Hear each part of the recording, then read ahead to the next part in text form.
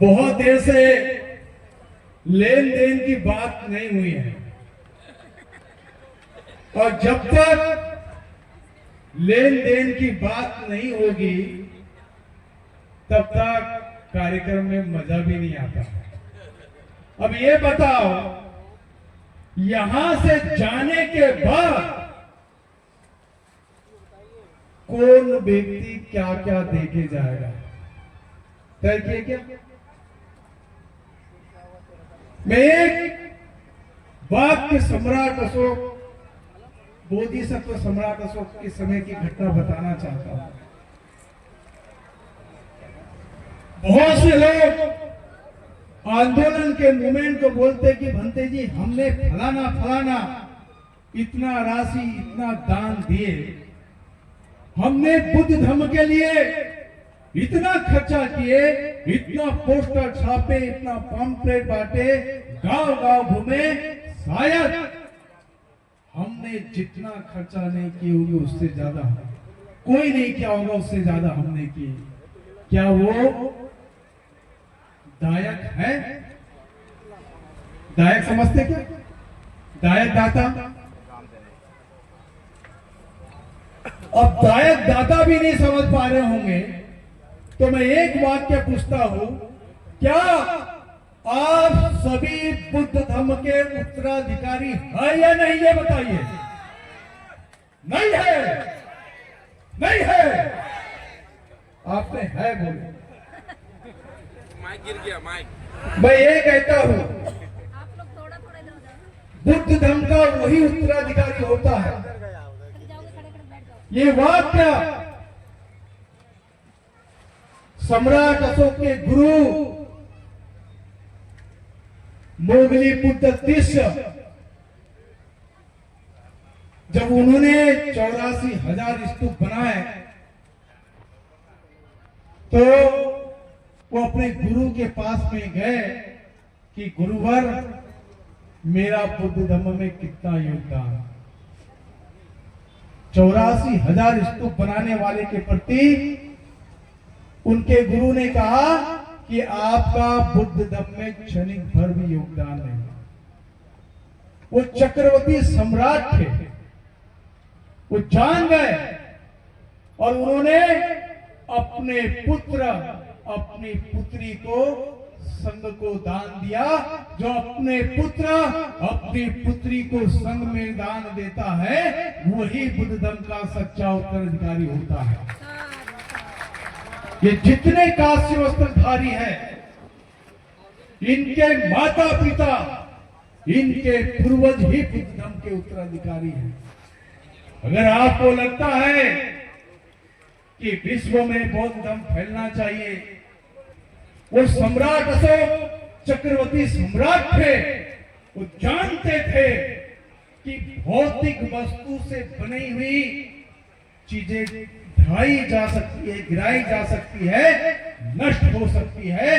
अगर उन्होंने अपने पुत्र अपनी पुत्री को भिक्खुनी नहीं बनाया होता तो आप तक मुझ तक बुद्ध धर्म नहीं दिखा होता। अगर बुद्ध धर्म को लोगों तक पहुंचाना है, अपने बाल बच्चे को भिक्खुनी बनाए, तभी बुद्ध धर्म सही रूप से फैलेगा।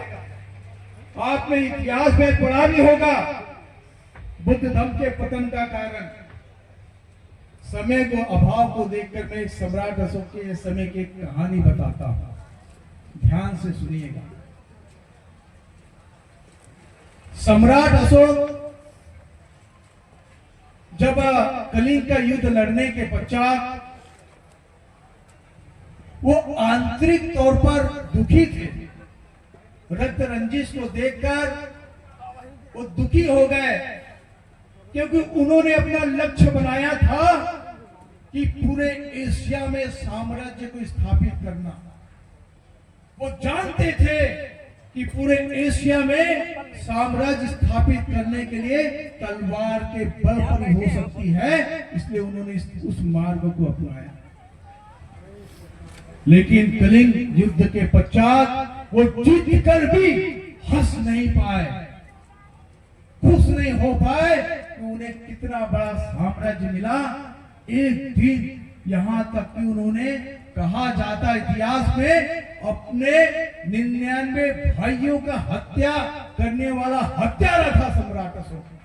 और उनकी भाभी सुशील वो भागकर एक बरगद के पेड़ के नीचे एक बालक को जन्म दिया जिसका नाम नेवव्रत रखा गया। एक दिन नेवव्रत उनके महल के सामने से गुजर रहे थे। खिड़की से उन्होंने देखकर, भिक्खू की काया को देखकर, शीतल चाल को देखकर, उनको देखकर उनके मन में करुणा के भाव उत्पन्न हुए। और जब भिक्खू को उन्होंने निमंत्रण दिया, भरी सभा में उन्होंने माथा टेका, तो वहां के अमामत्य मंत्री लोग अचरज हो गए और बाद में कहने लगे कि महाराज, आप चक्रवर्ती सम्राट हैं, आप जैसे को एक अधने से भिक्खु के चरणों में माथा टेकना शोभा नहीं देता। ध्यान से सुन, शोभा नहीं देता।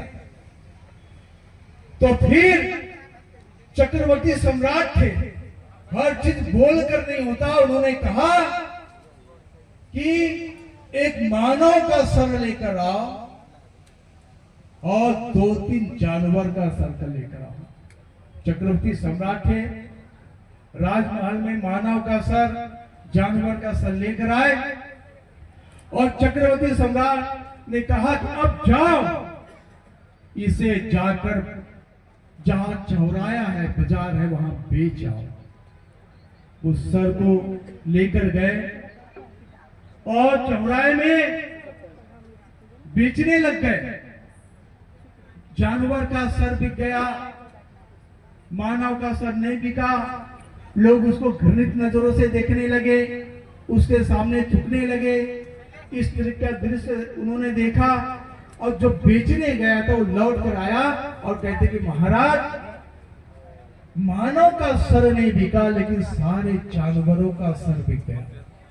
अब सम्राट अशोक ने कहा कि अब ऐसा करो कि फ्री में, मुफ्त में दे आओ। और फिर दोबारा मार्केट गया दूसरे दिन और गुहार लगाने लगा कि मानव के सर को मुफ्त में ले लो, मुफ्त में ले लो। लोग दूसरे, जो पहले दिन की घटना थी, वही घटना लोग दोहराने लगे। वो मानव के सर को घृणित नजरों से देखने लगे और थूक कर जाने लगे। जब मानव का सर को लेकर दूसरे दिन पहुंचे, सभा बैठी थी। महाराज बोलते हैं, एक जानवर के सर की कीमत है लेकिन ये मानव के सर की कीमत नहीं है। मैं अधने से भिक्खु के सामने उनके चरणों में अगर ये सर नमन करता हो तो उसमें कौन सा हर्ज है, क्योंकि जिसकी कोई कीमत नहीं है। तो उपासक उपासिकाएं अपने अहंकार को त्याग कर भिक्खु को नमन करो। ये सर जो है अहंकारी सर है, ये करुणा से भरा हुआ सर नहीं है। तो ये अहंकारी सर को जिस दिन भिक्खुओं के कदमों में रखना प्रारंभ कर दोगे तो आपके भीतर में करुणा पैदा हो जाएगी, आपके भीतर में प्रज्ञा पैदा हो जाएगी, आपके भीतर में मैत्री पैदा हो जाएगी। और सम्राट अशोक के भतीजे ने 2 वाक्य कहा। कौन से वाक्य सम्राट अशोक को? वो कहता कि मैं नया नवाड़ा बौद्ध धर्म में शामिल हुआ हूं, लेकिन मैं बुद्ध धर्म के 2 वाक्य जानता हूं। एक, परमादि व्यक्ति, वो व्यक्ति अपने जीवन में विश्व को धारण किए जैसे होता है, और अप्रमादी व्यक्ति अमृत को धारण किए होता है। तो हमने अपने अहंकार को सम्राट अशोक जयंती के दिन में त्यागना चाहिए, प्रमाद को छोड़कर अप्रमादी बनना चाहिए। जो चंद अशोक थे, सम्राट अशोक, वो देवा नाम प्रिय कैसे बने? तो देवा नाम प्रिय बनने के पीछे का कारण उनके भीतर में करुणा, मैत्री, दया, ये भाव पैदा होने के कारण चंद अशोक से वो देवानाम प्रिय हो गए, यानी देवताओं के प्रिय बन गए। ऐसे देवताओं के प्रिय चक्रवर्ती सम्राट अशोक की जयंती आज हम 2329वीं जयंती मना रहे हैं।